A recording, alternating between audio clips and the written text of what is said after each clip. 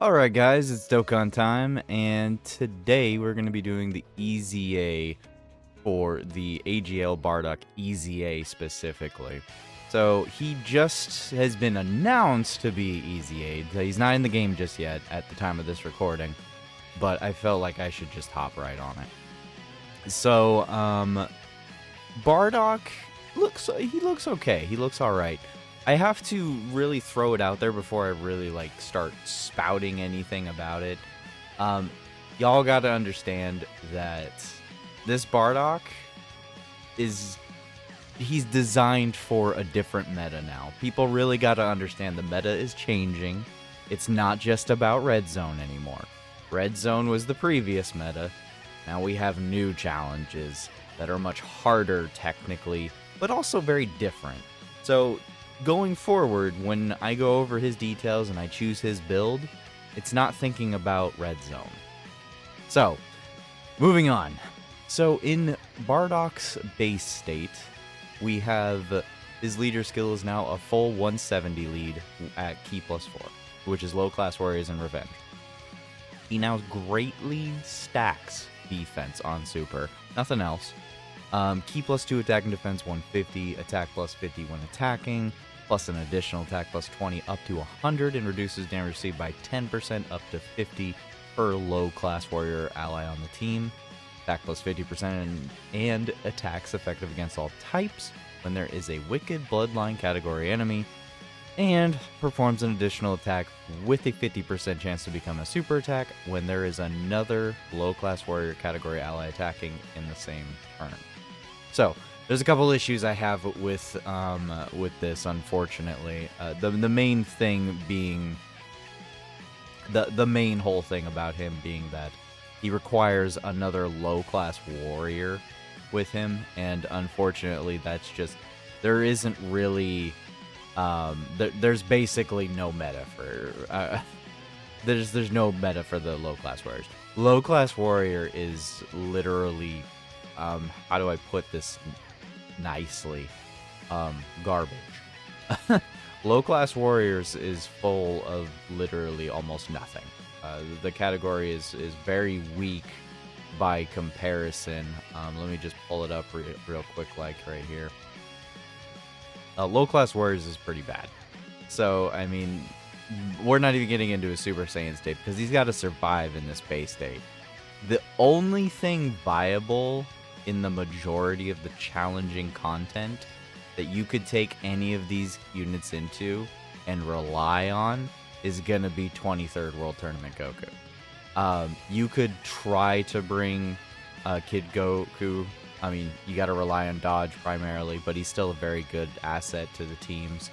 And then the next runner-up would be Turles. And most of the time, you're not really mixing Extreme Saiyans with Super Saiyans. You're just not doing it because, I mean, Broly, AGL Broly is a very fine predicament right now to explore that. They just don't usually intermingle well together. They usually have skills and abilities that just contradict Extreme versus Super types. You could theoretically take this Bardock, but you can't link with him until he transforms into a Super Saiyan. So there is that to keep in mind. Low Class Warriors is a very poor category as of right now. So the fact that he's relying on it is pretty rough. As far as his defense goes, I mean, with 6 stacks, that'd be a triple supering on turn 1 and turn 3. I mean, yeah, that's not too bad. 1 mil defense. I'd say that's pretty dang good. It's very well. Okay, this is a start of turn defense would be the 6th turn. So this would actually be turn 5 that we're looking at right now. This would be turn 5 on his defense margin in base. Turn 5, that's not too bad because apparently once he transforms into Super Saiyan, that 6 stacks effects actually it carries over and it adds a little bit more to it. As far as with 3 stacks, when he pops up turn 3, if he triple supered on turn 1, he'd have start of turn 500k defense. I mean, he's pretty good defensively. He's not that bad. I see a lot of people egging him on for the low class warrior, and the low class warrior thing is something to talk about, but I don't think it's enough to necessarily remove him from being classified as good. I think he's good. I'd like to test him out in all of the content before I actually reserve to say like how good he is, though. But moving on from that, like I said, in his base state, he can triple super with your hidden potential. Let's just move on to the Super Saiyan state. In Super Saiyan, he greatly raises attack and defense, and then greatly lowers defense of the enemy.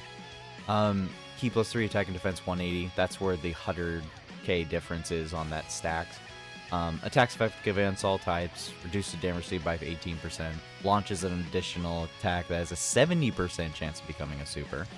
Attack plus 100% when attacking, medium chance of performing a crit and evading enemies' attack. I've noticed they've been doing this a lot with several units, and I think they're doing it so that people would stop doing full dodge builds, because a full dodge build is a maximum of 30% chance to dodge, which is a medium chance.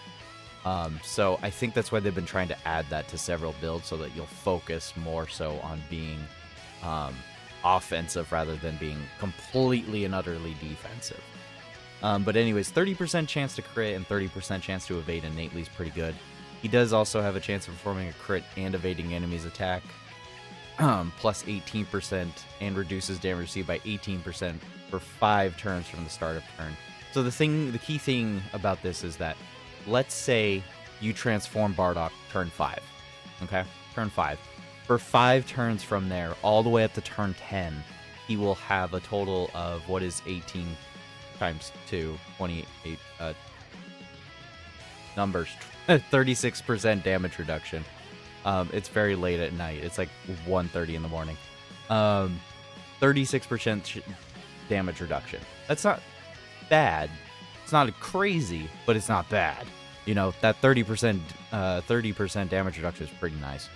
And then, of course, the added addition into the critical being a 46% chance, or a 48% chance to crit and evade at that point, because it's part of his passive, and it's not when he's attacking. So, I mean, that's pretty good for 5 turns. I mean, once you get past that 5 turns, yeah, you'll feel he's a little bit weaker overall. But he launches an additional super attack, and all attacks become crits when there's a Wicked Bloodline category enemy. I think he's pretty good. I would definitely say that after going through that whole thing, seeing his defense as high as it can get, I think it's pretty obvious that he should actually just be straight up a full additional build. I think it's pretty obvious he's a full additional. That's how he was before, at least from when I used him. That's how I built him prior. I think he's just a full dodge, or not a full dodge, but full additional. You can go ahead and decide to throw in dodge, because he's got a 48% chance to crit, and he's got built-in crit if you're fighting Frieza.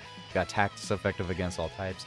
I understand the agenda for throwing in the dodge at that point, because a lot of people are fine with that. Personally, I'd still rather have more crit in there, but his probably most optimal build is going to be at least 20 additional, and then put whatever remaining into whatever your preferred choice of route to go with this unit. I would say probably dodge would help him the most in early fights if you're going to take him into red zone, because I mean he's a dodge or die for the first 2 appearances, because he needs to build up that defense. He absolutely does. And unfortunately, low-class warriors being such a kind of poor category, you can't really take advantage of this part of his passive where he can have 50% damage reduction. You know, maybe in the future we'll get another Goku as part of low-class warriors, or maybe we'll even get a really good Turles, you know? There's several low-class warriors. Maybe we'll get a whole new set of Team Bardock units, maybe a new Raditz that could actually, you know, redeem his physical Raditz madness. Maybe a Kid Goku even. But otherwise, as for right now, his low-class warrior options are just so very minimal. He does have room to improve, though. That's what that means. So any low-class warrior that comes out that's very meta-worthy or good in general, will be a buff for this Bardock in any team he's on, I would say. So, yeah, max 1.4 million super, 1.4 million defense. I'd say that's pretty good, and it can only go up. It can only go up in these longer running fights. So, I think that's going to be it for the video, guys. Please do let me know how you're going to build the AGL Bardock EZA. I'm going full straight up on for his additional. That's what I'm doing. Full additional, in my personal opinion, no matter what. You choose if you wanted to go more into dodge or if you'd just rather pump the crit in to make sure you're doing high damage numbers. But anyways, guys, thanks for watching, and have a good day and a good night.